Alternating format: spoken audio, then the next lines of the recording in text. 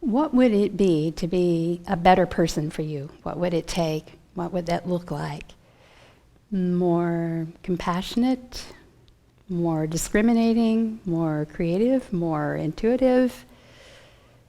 These are all states that are favored when we are relaxed and when we are not at the mercy of our emotions. So our tendencies towards anger or depression or grievances that we're holding on to or distraction even, all of these are states that are related to imbalances in our underlying physiological states. So the underlying states of the nervous system and our mental emotional states are all intimately related and affect each other. So the problem with all of the negativity, the jealousy, the hatred, the sadness, the anger, the et cetera, all the things that we might like to change about ourselves, keep us in a nervous system state, in a physiological inner state that does not allow us, one, to even change, and then two, to grow into the kind of person that we would really like to become. And part of that is because there is an evolutionary tendency towards hyper-vigilance, meaning that some of the defensive survival adaptations that define us are part of our inheritance, and then that's complicated by our conditioning and our vasanas, our deep-seated tendencies and habits. And all of those kind of compel us to stay or to become habituated to an inner state that's not conducive to the person we would like to be. They're obstacles, essentially. So what we need to do, of course, is to begin to recognize when these inner states are not favorable to our management of our behavior and our emotional reactions. And then we probably, when we recognize, we have some tools to be able to pacify or soothe ourselves. But that inner awareness is the first thing that we need to cultivate, and that's what that inner awareness is called interoception, meaning we suddenly are aware, and it's more global than just awareness of emotions, but also awareness of things like whether we're tired or hungry or low energy, things that we easily override and don't even realize it.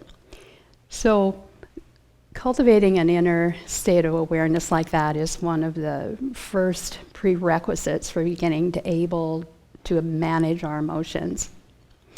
And in fact, research has shown that being aware of embodiment is directly related to emotional regulation. So the more sensitive we are to these inner states, the more capacity we have for regulating our behavior and our emotions. It gives us a sense of ourselves as being containing the inner states or the emotion, but not being governed by it, not being controlled by them, those states, where the container is bigger than what's in it. So we are able to recognize we have anger rather than be completely consumed by anger and become anger. So how do we develop this inner sense of awareness before it takes over? How do we cultivate and continue to see the world and act and govern our inner reactions from this sense of awareness? Well, interoception is, of course, awareness of things like hunger and tiredness and etc., but it's also a little more subtle. It's awareness of our breathing patterns, which brings us, of course, right to our yoga practice. It's awareness of muscle tension. So we can see right away how we can cultivate those qualities of awareness that allow us to bring a balance to the nervous system and to our emotional life by working with yoga practice of all kinds, actually. But one of the most powerful and best ways of doing this is with asana practice.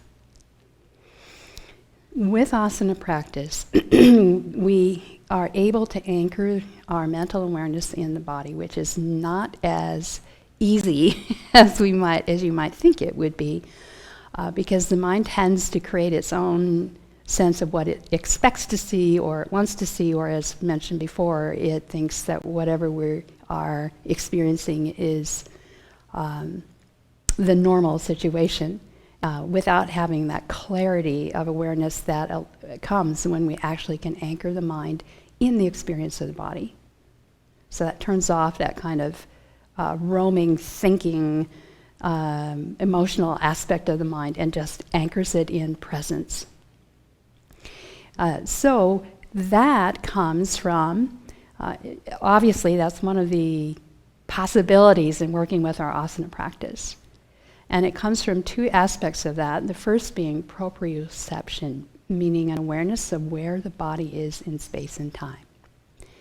And that we hone and expand and become aware of and present in the physical space of the body by the different ways that we move in asana practice that call attention to parts of the body that may have been completely out of our awareness, and to working in ways that expands our conscious awareness of the inner space of the body and of the physical body in space as well. So that proprioception is one half of it. And then this awareness of the inner state of being, which is a little more global and more of presence, and that interoceptive awareness that comes also with the practice of asana, and then adding our breath awareness to that helps us even further to sensitize our awareness to this inner experience. And what research has recently shown is this inner proprioception, inner interoception of our inner states of awareness is related to the connective tissue in the body, the fascia, which connects or wraps through under the skin and through around all the organs and around muscles and through the muscles themselves even.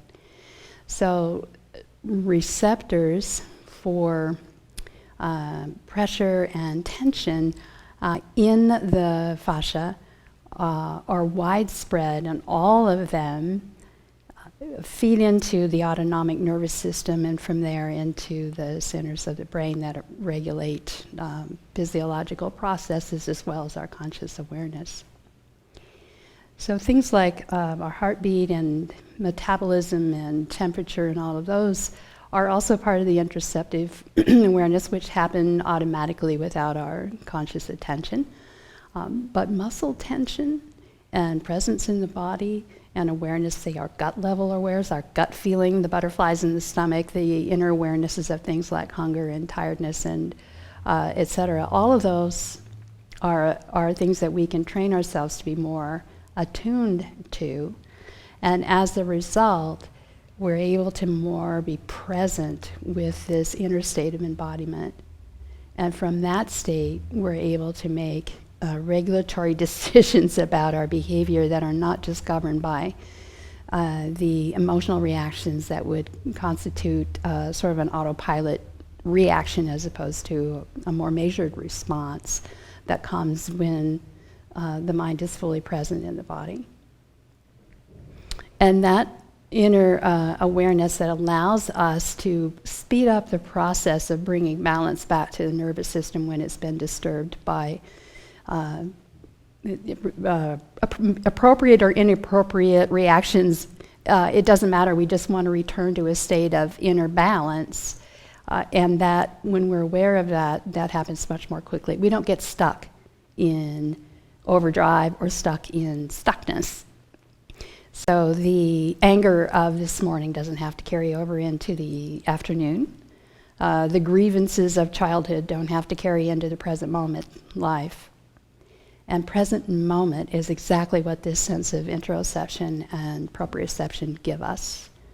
And the benefits of that are that we are able to be spontaneous and creative with our responses in the moment. And we are able to bring into play our discrimination, meaning we realize before we lose our temper that it is not appropriate to be furiously angry at a 2-year-old for throwing their spoon on the floor. We become the better person that we desire to be. And from there, not only our physiology and our health and our immune system and our sense of well-being, but also our relationships with the world around us can only improve. And it all starts with the stretch. The triggers from the body itself in those new positions, giving us the experience of embodiment that allows us to be fully present in our life. Now, this does mean that we need to give ourselves time to experience the feedback that's coming from our work in our asanas practice. And it also means we want to avoid moving too far into discomfort or pain, because that has the opposite effect. We sabotage our intentions by doing that. So, as it's often been said, don't sacrifice the intelligence of the body for the glory of the pose, and rather work to create this expansive and sense of satisfaction in the body that comes from the awareness that we can cultivate in that way.